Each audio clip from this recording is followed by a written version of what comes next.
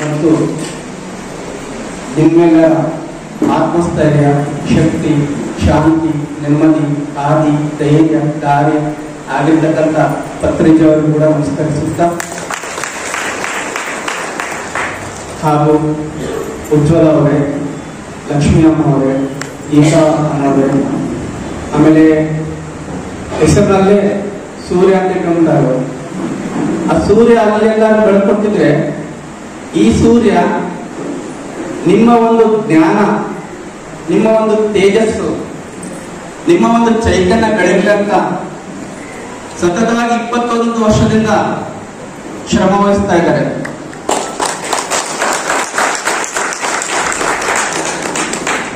ಒಂದು ಬಳ್ಳಿ ಬಿಟ್ರೆ ಯಾವ ತರ ಹಬ್ಬತ್ತೋ, ಯಾರಿಗೆ ಒಂದು ದಾರಿ ಕಾಯ್ದರೆ ತನಗೆ ಸಿಕ್ಕ ದಾರಿನೇ ತನ್ನ ಮುಂದಿನ ದಾರಿಯಿಂದ ಯಾವ ತರ ಸಾಗುತ್ತೋ ಆತರ 21 ವರ್ಷದಿಂದನೂ ಸೂರ್ಯನಾರಾಯಣವರು ಉರುಕೊಂಡ. ಮತ್ತೆ ಪ್ರತಿಯೊಂದು ನನಗೆ ತಿಳಿದ ಮಟ್ಟಿಗೆ ನಾನು ನಿಮ್ಗೆಲ್ಲರಿಗಿಂತ ಸೀನಿಯರ್. ಹೇಗೆ ಸೀನಿಯರ್ ಅಂದ್ರೆ, ನಾನು 2004ರಲ್ಲಿ ನಾನು ಈ ಮೇಲೆ ಧ್ಯಾನಕ್ಕೆ ಕೆಲಸ ಬಂದು ಹಾಜರಾಗಿದ್ದೀನಿ. ಸೊ ನಿಮ್ಗಿಂತ ಸೀನಿಯರ್ ನಾನು, ಅದು ಹೇಳಕ್ ಖುಷಿ ಪಡ್ತದೆ. ತದನಂತರ ನಾನು ವಿದ್ಯಾಭ್ಯಾಸಕ್ಕೋಸ್ಕರ ನಾನು ಈ ಊರಿಂದ ಬೇರೆ ಕಡೆ ಹೋಗಿ ವಿದ್ಯಾಭ್ಯಾಸ ಮತ್ತೆ ನನ್ನ ವೈಯಕ್ತಿಕ ಜೀವನದಲ್ಲಿ ಬ್ಯುಸಿ ಆಗಿದ್ದು, ಆ ಒಂದು ವಿಚಾರದಿಂದ ನಾನು ಸ್ವಲ್ಪ ಇದರಿಂದ ಹಿಂದೆ ಉಳಿದಿದ್ದೆ. ಆದ್ರೆ ಸ್ವಂತ ಸಾಧನೆ, ಸ್ವಂತ ಒಂದು ಬೆಳವಣಿಗೆ, ಆ ಒಂದು ಮುಖಾಂತರ ಸಮಾಜ ಸೇವೆ ಅದರಲ್ಲಿ ತೊಡಗಿದ್ದೀನಿ. ಈಗ ಧ್ಯಾನ ಏನಕ್ಕೆ ಮಾಡ್ತೀವಿ, ಅದು ಏನಕ್ಕೆ ಅವಸರ ನಮಗೆ, ಇದು ಎಷ್ಟು ಅತ್ಯಮೂಲ್ಯ, ಇದರಿಂದ ಏನ್ ಸದುಪಯೋಗ ಪಡ್ಕೋಬಹುದು, ಏನ್ ಒಳ್ಳೇದು ಪಡ್ಕೋಬಹುದು, ನಮಗೇನ್ ಒಳ್ಳೆ ಸಿಗುತ್ತೆ, ಪದಾರ್ಥ ಏನ್ ನಾವು ಮಾಡ್ಬೋದು, ಇದರಿಂದ ಇನ್ನೊಬ್ಬರಿಗೆ ಏನ್ ನಾವು ಕೊಡ್ಬೋದು ನಾವು ಅಂತೀವಿ. ಈಗ ಇಲ್ಲಿ ಎಷ್ಟೋ ಜನ ಕೆಳಗೆ ಕುತ್ಕೊಂಡಿರೋರೆಲ್ಲರ ಮನಸ್ಸಿನಲ್ಲಿ ಕೆಲವೊಂದು ವೇದನೆಗಳು ಇರುತ್ತೆ. ಏನಿರುತ್ತೆ, ಅಯ್ಯೋ ನಾನು ಓದಿದ್ರೆ ಒಂದು DC ಆಗ್ತಿದ್ದೇನೋ, ಅಯ್ಯೋ ನಾನು ತಹಸೀಲ್ದಾರ್ ಆಗ್ತಿದ್ದೇನೋ, ಅಯ್ಯೋ ನಾನು ಟೀಚರ್ ಆಗ್ತಿದ್ದೇನೋ, ನಾನು ತಿಂಗಳ ಸಂಬಳಿಸ್ಬಿಡುದು, ನಾನು ಇಷ್ಟು ಲಕ್ಷ ಇರ್ಬೋದು, ನಾನು ಅದು ಇದು ಹಲವಾರು ಕನಸುಗಳು ಕಾಣ್ತಾ ಇರ್ತೀವಿ. ಅದರಿಂದ ನೋವು ಪಡ್ತಿರ್ತೀವಿ ನಾವು ಇದು ಮಾಡಿಲ್ಲ ಅಂತ ಹೇಳಿ. ನಾನು ಓದಿದ್ರೆ ಚೆನ್ನಾಗಿರ್ತಿದ್ದೇನೋ, ನಾನು ಓದಿ ಈ ತರ ಆಗಿದ್ರೆ ಆತರ ಅಂತ. ನೋಡ್ರಿ, ವಿದ್ಯೆಗೆ ಏನಕ್ಕೆ, ಜ್ಞಾನಕ್ಕೆ, ಹೌದಾ? ಆ ಒಂದು ಮಟ್ಟವನ್ನು ಮೀರಿ ಮುಂದೆ ಬಂದ್ಬಿಟ್ಟಿದ್ದೀರಿ.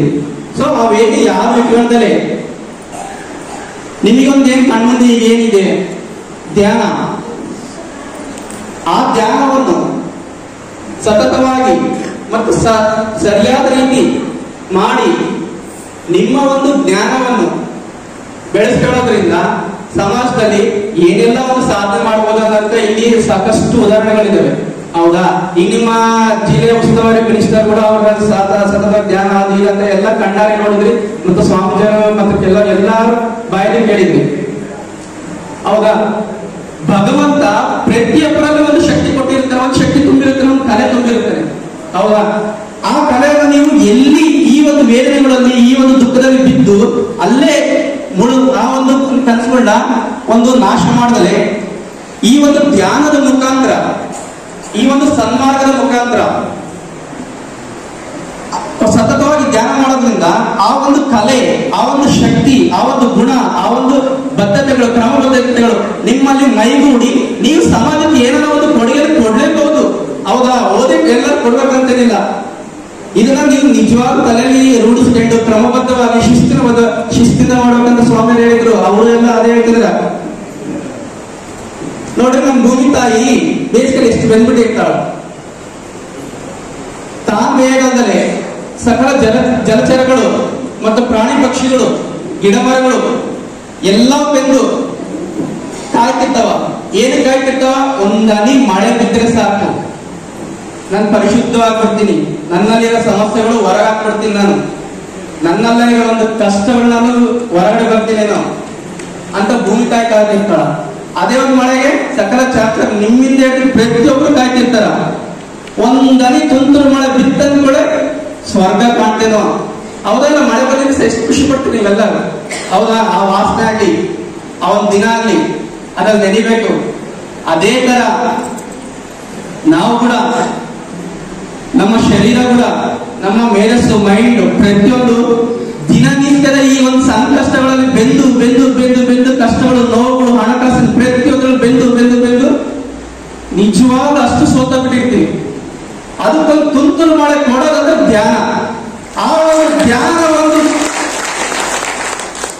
ತುಂತುರು ಮಳೆ ಬಂದಾಗ ಭೂಮಿ ತಾಯಿ ಎಷ್ಟು ಸ್ವಚ್ಛವಾಗಿ, ಎಷ್ಟು ಶುಭ್ರವಾಗಿ, ಎಷ್ಟು ಸಂತೋಷದಿಂದ ನವಿಲುಗಳು ಕೂಡ ರೆಕ್ಕೆ ಬಿಚ್ಚಿ ಹಾರಾಡ್ತವೋ ಆ ತರ ಏನ ಪರಿಸರ ಎಲ್ಲ ಬದಲಾವಣೆ ಆಗುತ್ತೋ ಆ ತರ ಧ್ಯಾನ ಒಂದು ಇದೆಯಲ್ಲ, ಆ ಒಂದು ಧ್ಯಾನದಿಂದ ತುಂತುರು ಮಳೆ ನಮ್ಮ ಮೈ ಮೇಲೆ ಬಿತ್ತಂದ್ರೆ ನಮ್ಮಲ್ಲಿರೋ ಪ್ರತಿಯೊಂದು ಅಂಗಾಂಗಗಳು, ಪ್ರತಿಯೊಂದು ನರನಾಡಿಗಳು, ಇಂದ್ರಿಯಗಳು ಎಲ್ಲ ಏಕಾಗ್ರತೆಯಾಗಿ ಪ್ರತಿಯೊಂದು ಸುಖ ಸಂತೋಷಗಳೆಲ್ಲ ನಾವು ಕಾಣ್ತೀವಿ.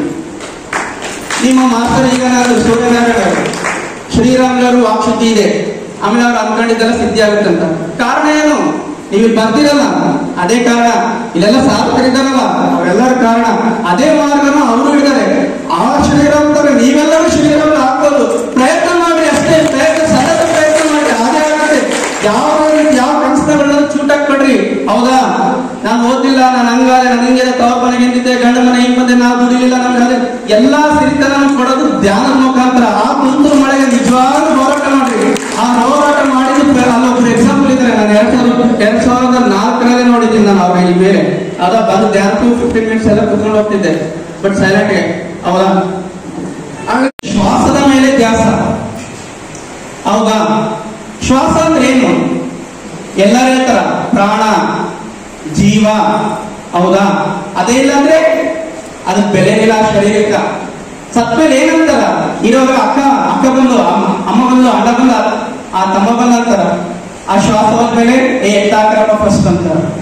ಹೌದಾ, ಆ ಶ್ವಾಸದ ಮೇಲೆ ನೀವು ಗಮನ ಇಡ್ರಿ ಅಂತ ಹೇಳಿ ಪತ್ರಿಜಿ ಅವರು ಇಲ್ಲಿರೋ ಪ್ರತಿಯೊಬ್ಬರು ಹೇಳ್ತಿದ್ರಿ. ನಿಜವಾಗ್ಲೂ ನೀವು ಗಮನ ಇಟ್ಟಿದ್ದೆ ಆದ್ರೆ ನಿಮ್ಮ ಒಂದು ಶರೀರದಲ್ಲಿ ಯಾವುದೇ ಒಂದು ರೋಗವೂ ಇರೋದಿಲ್ಲ. ರಕ್ತ ಅಷ್ಟು ಶುದ್ಧಿ ಇರುತ್ತೆ. ರಕ್ತದಲ್ಲಿ ಯಾವುದೇ ಒಂದು ಶುಗರ್ ಟ್ಯಾಬ್ಲೆಟ್ ಎಷ್ಟು ಜನ ತಗೊಂತೀರಿ? ಶುಗರ್ ಟ್ಯಾಬ್ಲೆಟ್ ಇವೆಲ್ಲ ತಗೊಂಡು ಫಾರಿನ್ ಆಫ್ ಕಂಪ್ನೀಸ್ ಎಲ್ಲ ಚೆನ್ನಾಗಿ ಬೆಳೆಸ್ಬಿಟ್ಟಿರಿ. ಹೌದಾ, ಆ ಒಂದು ಶ್ವಾಸದ ಮೇಲೆ ನಿಜವಾಗ್ಲೂ ಧ್ಯಾನ ಇಟ್ಟಿದ್ದಾದ್ರೆ ನಿಮ್ಮ ಮೈಯಲ್ಲಿ ಯಾವುದೇ ಒಂದು ರೋಗಗಳು ಇರೋದಿಲ್ಲ. ಸಾಕಷ್ಟು ಉದಾಹರಣೆಗಳನ್ನ ನಾನು ನೋಡಿದ್ದೀನಿ, ಕಣ್ಣಾರ ನೋಡಿದ್ದೀನಿ, ನಾನು ಕೂಡ ಇದ್ದೀನಿ.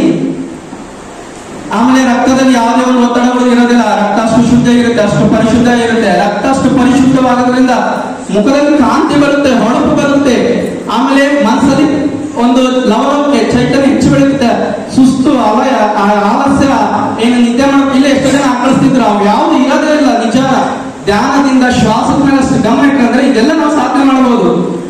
ಆಮೇಲೆ ನಿಮ್ಮ ಧ್ಯಾನದ ಶ್ವಾಸದಿಂದ ಏನಾಗುತ್ತಂದ್ರೆ ನಮ್ಮ ಹೇಳಿದ ತಾರಕಾಯಿ ಅದು ಇಲ್ಲ. ನಿಜವಾದ ಧ್ಯಾನದಲ್ಲಿ ಎಷ್ಟೋ ಇನ್ನೊಂದು ನನಗೆ ತಿಳಿದವರಿದ್ದೀರಿ, ತಿಳಿಲಿದ್ದವರಿದ್ದೀರಿ. ಬಟ್ ಧ್ಯಾನದಲ್ಲಿ ಎಷ್ಟೆಲ್ಲ ಹಲವಾರು ಸಾಧನೆ ಮಾಡಬಹುದು. ಎಷ್ಟೋ ನೋಡ್ರಿ, ಬ್ರಹ್ಮಾಂಡ ತಿಳಿಬೇಕನ್ನೋದೇನಿಲ್ಲ. ಬ್ರಹ್ಮಾಂಡ ಅಂದ್ರೆ ನಾವೇ ಬ್ರಹ್ಮಾಂಡ, ನಾವೇ ಇಲ್ಲ. ಅದನ್ನ ತಿಳಿಬೇಕು. ಆ ಬ್ರಹ್ಮಾಂಡ ನೋಡ್ಬೇಕಂದ್ರೆ ಆ ಒಂದು ಶ್ವಾಸನೆ, ಆ ಶ್ವಾಸದ ಮೇಲೆ ಗಮನ ಇಡೋದ್ರಿಂದ ಪ್ರತಿಯೊಂದರಲ್ಲೂ ಆಕ್ಟಿವೇಟ್ ಆಗುತ್ತೆ. ಪ್ರತಿಯೊಂದು ಪಾರ್ಟ್ಸ್ ಒಂದು ರಕ್ತದಲ್ಲಿ ಅಷ್ಟು ಸಂಚಾರ, ಅಷ್ಟೊಂದು ಕ್ರಾಂತಿ, ಅಷ್ಟೊಂದು ಪಾಸಿಟಿವ್ ಪವರ್ ಎಲ್ಲ ಜನರೇಟ್ ಆಗಿ ಆ ತರ ನಾವು ನಮ್ಮಂತ ಧ್ಯಾನದಲ್ಲಿರೋ ಸಾವಿರಾರು ವರ್ಷದಿಂದ ಇನ್ನೂ ನಿರಂತರವಾಗಿ ಧ್ಯಾನ ಮಾಡ್ತಿದ್ರೆ ಅಂತ ದರ್ಶನ ಮಾಡ್ಬೋದು. ನಿಜ, ನನ್ನ ಸ್ವಂತ ಅನುಭವದಿಂದ ಹೇಳ್ತಿದ್ದೀನಿ. ಸಾವಿರಾರು ವರ್ಷದಿಂದ ಇನ್ನೂ ಧ್ಯಾನ ಮಾಡ್ತಿದ್ದಾರೆ, ಅವ್ರದ್ದೆಲ್ಲ ದರ್ಶನ ಆಗ್ಬೋದು. ಅದರಿಂದ ನಿಮ್ ಜೀವನ ನಿಜವಾದ ಪವನ ಆಗುತ್ತೆ. ನಾನು ಹೇಳಿ ಭೂಮಿ ಯಾವ ತರ ಕಾಯ್ತಿರುತ್ತೆ ಅಂತ ಹೇಳ್ತೀನ, ಆ ತರ ಒಂದು ಸ್ವರ್ಗ ಸುಖ ಅನುಭವಿಸ್ತೀರಿ. ಅದಕ್ಕೆ ಸಾಕಷ್ಟು ನಿದರ್ಶನ ಮುಂದೆ ಇದಾವೆ. ಬುದ್ಧ ಇದ್ದಾರೆ, ಪರಮಹಂಸ ಇದ್ದಾರೆ, ವಿವೇಕಾನಂದರು. ಇವರೆಲ್ಲ ಏನ್ ಮಾಡಿದ್ರು? ರಾಜ್ಯ ಆಳಿದ್ರ, ದೇಶ ಆಳಿದ್ರ? ಬುದ್ಧನ ಹತ್ರ ಏನಿರ್ಲಿಲ್ಲ, ಸಕಲ ವೈಭವಗಳು ಇತ್ತು ಬುದ್ಧನ ಹತ್ರ. ಏನ್ ಮಾಡ್ದ ಬುದ್ಧ? ಇದೆಲ್ಲ ತುಚ್ಛ, ಇದೆಲ್ಲ ವರಸ್ತು, ಯಾವತ್ತಿದ್ರು ನಶ್ವರ, ಯಾವತ್ತಿದ್ರು ಶೂನ್ಯ ಅಂತೇಳಿ ಧ್ಯಾನದ ಮುಖಾಂತರವೇ ತಾನೇನ್ ಮಾಡ್ದ?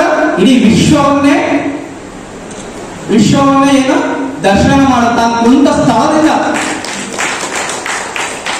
ಅದಲ್ಲದೆ ತನ್ನ ಮುಂದೆ ಬಂದಂತ ಅಷ್ಟು ಕ್ರೂರಿ ಚಕ್ರವರ್ತಿಗಳನ್ನೆಲ್ಲ ತನ್ನ ಧ್ಯಾನದ ಒಂದು ಜ್ಞಾನದಿಂದ ಪರಿವರ್ತನೆ ಮಾಡಿ ಏನ್ ಮಾಡಿದ? ಸಮಾಜಕ್ಕೆ ಎಷ್ಟೋ ಬೆಳಕು ಕೊಟ್ಟ.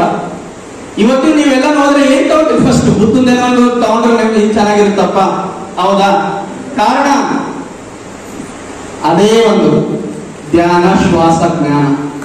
ಹೌದಾ? ಇದ್ರ ಬಗ್ಗೆ ನಿಜವಾಗ್ಲೂ ಗಮನ ಕೊಡ್ರಿ. ಯಾವ್ದೇ ಆಮೇಲೆ ಮರ್ಕಟ, ಆಮೇಲೆ ಕೆಲವೊಂದೆಲ್ಲ ದೊಡ್ಡವರೆಲ್ಲ ಬಹಳ ಶಿಸ್ತಿನ ಪ್ರಕಾರ ಹೇಳಿದ್ರು. ಬಹಳ ಶಿಸ್ತವಾಗಿರ್ಬೇಕು ನಮ್ಮ ಮನಸ್ಸು. ನಿಜವಾಗ್ಲೂ ಮರ್ಕಟನೆ ನಮ್ಮ ಮನಸ್ಸು. ಒಂದು ಕ್ಷಣ ಇನ್ನೊಬ್ಬರ ಬಗ್ಗೆ ಯೋಚನೆ ಮಾಡುತ್ತೆ, ಇನ್ನೊಂದು ಕ್ಷಣ ಇನ್ನೊಂದು ಕಲರ್ಫುಲ್ ಲೈಫ್ ಅಷ್ಟೇ ಬಯಸುತ್ತೆ.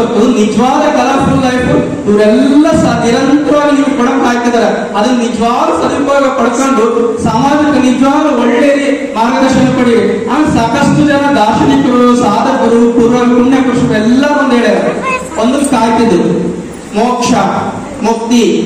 ನಿಮ್ಮಲ್ಲೇ ಎಷ್ಟೋ ಜನ ಆಡ್ತಿರ್ತೀನಿ, ನೀವು ಗೊತ್ತಿಲ್ಲದೆ ನೀವು ಒಳಗೋಗಿ ಆಡೋದು, ಬೇರೆ ಕಡೆ ಹೇಳೋದು, ಇಲ್ಲ ನಮ್ಮ ಹತ್ರ ಯಾರ ಮುಂದೆ ಬಂದು ಆಡೋದು. ಆ ದುಃಖಗಳು ನನಗೆ ಸಕಪಾಗೆಲ್ಲ ಸಾಕಾಗ್ಬಿಡುತ್ತೆ. ನನ್ನ ಮಗನಿಂದ ಸಾಕಾಯ್ತು, ನನ್ನ ಸೊಸೆಯಿಂದ, ನನ್ನ ಮಗ, ಅದು ಇದು ಕಾರಣಾಂತರಗಳಿಲ್ಲ. ಹೌದಾ? ಇವರೆಲ್ಲ ಏನ್ ಬಯಸ್ತಾರ? ಮುಕ್ತಿ, ಮೋಕ್ಷ. ಮೋಕ್ಷ ಅಂದ್ರೆ ಏನು? ನಾವೆಲ್ಲ ಆತ್ಮಗಳು ಅಂತ ನಿಮ್ ನಮ್ಮ ಪತ್ರಿಜಿಯವರು ಎಲ್ಲ ಗುರುಗಳು ಸಾಕಷ್ಟು ಹೇಳ್ಯಾರ. ಆತ್ಮಗಳು ಪರಮಾತ್ಮನಿಂದ ಆತ್ಮಗಳು ಬಂದಿರುತ್ತೆ ಅಂದ್ರೆ ಎಲ್ಲರಿಗೂ ಗೊತ್ತಿರೋ ಜ್ಞಾನ, ಸರ್ವೇ ಸಾಮಾನ್ಯ ಜ್ಞಾನ. ಈ ಜ್ಞಾನದ ಒಂದು ಮುಖಾಂತರ, ಜ್ಞಾನದ ಮಾರ್ಗದಲ್ಲಿ ಬಂದಿರೋರಿಗೆ ಸರ್ವೇ ಸಾಮಾನ್ಯ ಇದು ಜ್ಞಾನ. ಆ ಪರಮಾತ್ಮನಿಂದ ಆತ್ಮಗಳು ಭೂಮಿ ಬಿದ್ದಿರುತ್ತೆ ಅಂತ ಅರ್ಥ. ಅದನ್ನೇ ನೀವು ದಿನ ಪೂಜೆಗಳು ಮಾಡೋದು, ಶಿವ ಪೂಜೆ ಆಗಲಿ, ಭಗವದ್ಗೀತೆ ಆಗಲಿ, ಬ್ರಾಹ್ಮಣೋಚ್ಚರರಾಗಲಿ, ಮುಸ್ಲಿಮರು ಅಲ್ಲ ಆಗಲಿ, ಕೃಷ್ಣ ಎಲ್ಲಾ ಮಾಡಿ ಏನ್ ಕೇಳ್ತೀರಿ? ನನ್ನ ಕರ್ಕೊಂಡ್ಬಿಡಪ್ಪ, ನನಗೆ ಮೋಕ್ಷ ಕೊಟ್ಬಿಡಪ್ಪ. ಯಾಕೆ ಕೇಳ್ಬೇಕು ಅವ್ರನ್ನ? ಹೌದಾ? ಯಾಕೆ ಕೇಳ್ಬೇಕು? ನಮ್ಮಲ್ಲಿರೋ ಸ್ವಚ್ಛತೆ ಇಲ್ಲ, ನಮ್ಮಲ್ಲಿ ಪರಿಶುದ್ಧತೆ ಇಲ್ಲ, ನಮ್ಮ ತಿನ್ನ ಆಹಾರ ಪದ್ಧತಿಗಳು ಸರಿ ಇಲ್ಲ, ನಮ್ಮ ವಿವೇಚನೆಗಳು ಸರಿ ಇಲ್ಲ, ನಮ್ಮ ಆಲೋಚನೆಗಳು ಸರಿ ಇಲ್ಲ, ನಾವು ನಡೆಯುವ ದಾರಿಗಳು ಸರಿ ಇಲ್ಲ, ದ್ವೇಷ ಅಸೂಯೆಗಳು ತುಂಬಿಕೊಂಡು ನಡೀತಿದೀವಿ. ಅದೆಲ್ಲ ಬಿಡಿಸೋದು ಒಂದೇ ನಮಗೆ, ಯಾವುದು? ಧ್ಯಾನ. ಅದನ್ನ ಬಿಡಿಸ್ಕೊಂಡು ಶುದ್ಧ ಆಗಿದೆಯ ತಡ ಮತ್ತೆ ಪರಮಾತ್ಮನ ಜೊತೆಗೆ ಸೇರ್ತೀವಿ. ಅದೇ ಸ್ವರ್ಗ ಸುಖ. ಅದನ್ನ ಮಾಡಿದಂದ್ರೆ ಮತ್ತೆ ರೊಟೀನ್, ಅದೇ ಆತ್ಮ, ಅದೇ ಮತ್ತಿನ ಶರೀರ, ಅದೇ ಇದು. ಅದನ್ನೇ ಪಾಪ ಈ ಸಾಧಕರೆಲ್ಲ ಹೇಳಿದ್ದು, ಶಾಕಾಹಾರಿ ಆಗ್ರಿ, ಮಾಂಸಗಳು ಬಿಡ್ರಿ. ಹೌದಾ? ಆಮೇಲೆ ಪ್ರಕೃತಿಯಲ್ಲಿ ಸಹಜವಾಗಿ ಬೆಳೆದಿರ್ತಕ್ಕಂಥ ಆಹಾರಗಳನ್ನೇ ಸೇವಿಸ್ರಿ. ಆಮೇಲೆ ಹೊಲದಲ್ಲಿ ಕೃತಕವಾಗಿ ಏನ್ ಬೆಳೆದಿರ್ತಾರೋ ಕೃತಕ ಗೊಬ್ಬರಗಳಿಂದ ಅದನ್ನ ಬಳಸ್ರಿ ಅಂತ ಹೇಳಿ ದೊಡ್ಡವರು ಅದನ್ನ ಹೇಳಿದ್ದು. ನಮ್ಮ ಸೂರ್ಯನಾರಾಯಣ ಸರ್ ಕೂಡ ಅದೇ ಹೇಳಿರೋದು. ಶಾಕಾಹಾರಿ ತಿನ್ರಿ, ಮಾಂಸಾಹಾರಿ ತಿನ್ಬಾರ್ದು. ನಿಜ, ಅದು 100% ಸತ್ಯ. ನನ್ನ ಒಂದು ಅನುಭವದಿಂದ ಹೇಳ್ತೇನೆ ನಾನು. ಮಾಂಸಾಹಾರ ಪದ್ಧತಿಗಳು ಎಷ್ಟು ಅಹಿಂಸೆ ಕೃತ್ಯ ಗೊತ್ತಾ? ಅದು ಎಷ್ಟೋ ಜನ ಇಲ್ಲಿ ಕೆಲವರು ಅಂತೂ ನಿಜವಾಗ್ಲೂ ಇನ್ನೂ ಅದು ಪಾಲಿಸ್ತಿದ್ದೀರ ನನಗೊಂದು ಡೌಟ್ ಅಷ್ಟೇ. ಅದಕ್ಕೆ ನಿಮ್ ಗಮನಕ್ಕೆ ತರ್ಬೇಕಂತ ನಾನು ಶ್ರಮ ಅಷ್ಟೇ. ಈ ಒಂದು ನುಡಿ ಹೇಳ್ತಿರೋದು. ಮಾಂಸಾಹಾರ ತ್ಯಜಿಸಿ ದಯಮಾಡಿ ಶಾಕಾಹಾರ ಪದ್ಧತಿಗೆ ಬರೀ. ಅದರಿಂದ ಏನಾಗುತ್ತಂದ್ರೆ ನಿಮ್ಮಲ್ಲಿ ಒಂದು ನಾವೆಲ್ಲರೂ ಶಾಸ್ತ್ರ ಕೇಳಕ ಸರ್ವೇ ಸಮಯ ಹೇಳ್ಬಿಡ್ತಾರೆ, ನಿನ್ ಶನಿ ಕಾಟ ಐತೆ, ನಿನಗೆ ಸರ್ಪದೋಷ ಬರುತ್ತೆ, ನಿನಗೆ ಕಾಳ ಸರ್ಪದೋಷ ಬರುತ್ತೆ, ನಿನಗೆ ಗುರು ಸರಿ ಇಲ್ಲ, ನಿನಗೆ ಅದು ಸರಿ ಇಲ್ಲ, ನಿಮ್ಗೆ ಇದು ಸರಿ ಇಲ್ಲ, ನಿಮ್ಗೆ ಹಿರಿಯ ಕಾಟ, ನಿಮ್ಮ ಅವ್ರ ಕಾಟ, ಇವ್ರ ಕಾಟ, ನಿಮ್ಗೆ ಯಾವ ಕಾಟ, ನಿಮ್ಗೆ ಅದು ಮಾಡ್ತಾರೆ ಇಂಥವೆಲ್ಲ ಹೇಳ್ತಾರ. ಅಂತ ಏನೇ ಆಗಿದ್ರು ಕೂಡ ನೀವು ಸಸ್ಯಾಹಾರಿ ಈ ಒಂದು ನಮ್ಮ ಕೃತಕವಾಗಿ ಏನ್ ಸಿಗುತ್ತಲ್ಲ ಆ ಆಹಾರ ಪದಾರ್ಥಗಳನ್ನು ತಗೊಳೋದ್ರಿಂದ ಆ ಒಂದು ಯಾವುದೇ ದುಷ್ಟ ಶಕ್ತಿಗಳು, ನೆಗೆಟಿವ್ ಎನರ್ಜಿ ನಮ್ಮಲ್ಲಿ ನಿಜವಾಗ್ಲೂ ಉಳಿಯೋದಿಲ್ಲ. ನನ್ನ ಸ್ವಂತ ಅನುಭವದಿಂದ ಹೇಳ್ತಿರೋದು. ಅದಕ್ಕೆ ನೀವು ಸಸ್ಯಾಹಾರಿ ಆಗ್ರಿ, ಮಾಂಸಾಹಾರಿ ಪದ್ಧತಿ ನಿಜವಾಗ್ಲೂ ಬಿಡ್ರಿ. ಅವಾಗ ನಿಜವಾಗ್ಲೂ ನಿಮ್ಮ ಪರಮಾತ್ಮನ ನೀವು ಕುಂತಲೇ ನೋಡ್ಬೋದು. ಯಾವುದೇ ಒಂದು ಶ್ರಮ ಇದ್ದಲೆ, ಯಾವುದೊಂದು ಭಕ್ತಿ ಆಚರಣೆ ಇದ್ದರೆ ಮನ್ಸಲ್ಲಿ ಭಕ್ತಿ ಮಾಡಿದ್ರೆ ಸಾಕು. ಕರ್ಪೂರ ಬೆಳಗ್ಲೇಬೇಕಂತ ಏನಿಲ್ಲ, ಮನ್ಸಲ್ಲಿರೋ ಜ್ಯೋತಿ ಬೆಳಗ್ರಿ. ಫಸ್ಟ್ ಕರ್ಪೂರ ಬೆಳಗ್ರಿ. ಹೆಂಗ್ ಬೆಳಗ್ಬೇಕು? ದ್ವೇಷ ಬಿಡ್ರಿ, ಅಸೂಯೆ ಬಿಡ್ರಿ, ಅಹಂಕಾರ ಬಿಡ್ರಿ, ಇನ್ನೊಬ್ರಿಗೆ ಕೆಟ್ಟ ಬಯಸಲ್ ಬಿಡ್ರಿ, ದುರಾಲೋಚನೆ ಬಿಡ್ರಿ, ದೂರಾಲೋಚನೆ ಮಾಡ್ರಿ. ಓದಿ ಎಲ್ಲ ಮಾಡ್ಬೇಕನ್ನೋದೇನಿಲ್ಲ. ಈಗಲೂ ನಿಮಗೆ ಟೈಮ್ ಐತೆ, ಈಗಲೂ ಕೂಡ ನೀವು ಸಾಧನೆಗೆ ಮುಂದೆ ಬರ್ರಿ. ಇಂಥ ಏನು ದೊಡ್ಡ ದೊಡ್ಡ ಗುರುಗಳ ಆಶೀರ್ವಾದ, ದೊಡ್ಡ ದೊಡ್ಡ ಗುರುಗಳು ಗ್ರಂಥಗಳಿದಾವೆ, ದೊಡ್ಡ ದೊಡ್ಡ ಸಾಧಕರೆಲ್ಲ ಬರ್ದಿಟ್ಟು ಹೋಗಿದೆ. ಯಾವ ತರ ಮಾಡಿದ್ರೆ ಏನ್ ಬರುತ್ತೆ. ಈ ಶ್ವಾಸದ ಮೇಲೆ ಧ್ಯಾನ ಇಟ್ಟು ಏನ್ ಮಾಡ್ತೀರಾ? ದಯಮಾಡೋದ್ರ ಮುಖಾಂತರ ನೀವೆಲ್ಲರೂ ಇನ್ನೂ ಹೆಚ್ಚಿನ ಜನಗಳಿಗೆ ಇದನ್ನ ಪಸರಿಸಿ. ಈಗ ಸೂರ್ಯನಾರಾಯಣ ಸರ್ ಏನ್ ಬಳ್ಳಿ ಅಂತ ಹೇಳಿದ್ರೆ ಆ ತರ ಎಷ್ಟೋ ಸೂರ್ಯ ಮತ್ತೆ ಮೇಡಮ್ ಅವರು ಹೇಳಿದ್ರು, ನಾವು ಶ್ರಮ ಪಾಪ ಒಂದು ಮಹಿಳೆಗೆ ಎಷ್ಟು ಕೆಲಸ ಇರುತ್ತಂದ್ರೆ ಆ ಸಮಾಜ ಆ ಕುಟುಂಬನೆಲ್ಲ ಸುಧಾರಿಸಿ, ಎಲ್ಲರೂ ಒಳ್ಳೆಯದಾಗಿ, ಎಲ್ಲರಿಗೂ ಹೊಟ್ಟೆ ತುಂಬಿಸಿ, ಪ್ರತಿಯೊಂದರಲ್ಲೂ ತಾನು ಸೈನ್ಸ್ಗೆ ಬದುಕಬೇಕು.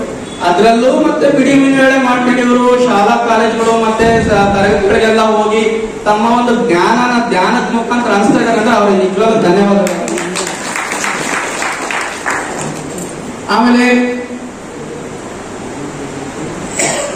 ಇನ್ನೂ ಸಾಕಷ್ಟು ಹೇಳ್ಬೋದು, ಬಟ್ ಸಮಯ ಜಾಸ್ತಿ ತಗೊಂಡ ಅನಿಸುತ್ತೆ. ಹಾಗಾಗಿ ಸೂರ್ಯನಾರಾಯಣ ಸರ್ ಮತ್ತೆ ಎಲ್ಲರೂ ಈ ಒಂದು ನನಗೆ ಒಂದು ವೇದಿಕೆ ಹಂಚ್ಕೊಳಕ್ಕೆ ಅವಕಾಶ ಮಾಡಿಕೊಟ್ಟಿಕ್ಕೆ ಉಜ್ವಲಮ್ಮವರೇ ತುಂಬಾ ಧನ್ಯವಾದಗಳು. ನೋಡಿ, ಒಂದು ಮಾತು ಅಪ್ಪಾಜಿ ಅವ್ರು ಹೇಳಿದ್ರು, ಮೊಬೈಲ್ ಬಿಟ್ಟು ತಂದೆ ತಾಯಿ ಏನ್ ಮಾಡ್ತಾರೋ ಮಕ್ಕಳು ಅದನ್ನೇ ಕಲಿತಾರಂತ. ಅದಕ್ಕೊಂದು ಇಲ್ಲಿ ಒಂದು ಉತ್ತಮ ಒಂದು ಎಕ್ಸಾಂಪಲ್ ಇದೆ. ಸೂರ್ಯನಾರಾಯಣ ಸರ್ ಏನ್ ಮಾಡಿದ್ರು, ಅವ್ರ ಮಕ್ಕಳು ಕೂಡ ಎಷ್ಟೋ ಹೆಣ್ಮಕ್ಳುಗಳು ಸಬಲೆ ಎಲ್ಲರೂ ಒಂದು ಬೆನ್ನೆಲುಬಾಗಿ ನಿಂತ್ಕೊಳ್ಳಕ್ಕೆ ಸಾಕಷ್ಟು ಶ್ರಮ ಪಡ್ತಾರೆ. ಕಾರಣ ಅವ್ರ ತಂದೆ ತಾಯಿ ಮನೆ ಮಾಡಿದ ಪದ್ಧತಿ, ಈ ಒಂದು ಧ್ಯಾನ ಆಗಲಿ, ಅವ್ರ ಕ್ರಮಬದ್ಧ ಜೀವನ ಆಗಲಿ, ಅದನ್ನ ನೀವು ಕೂಡ ಅಳವಡಿಸ್ಕೊಂಡು ನಿಮ್ಮ ಮನೇಲೂ ಪ್ರತಿಯೊಬ್ಬರ ಮನೇಲೂ ಉಜ್ವಲ ಅಂತ ಮಕ್ಕಳು ಹುಟ್ಲಿ ಅಂತೇಳಿ ನಾನು ಹಾರೈಸ್ತೀನಿ.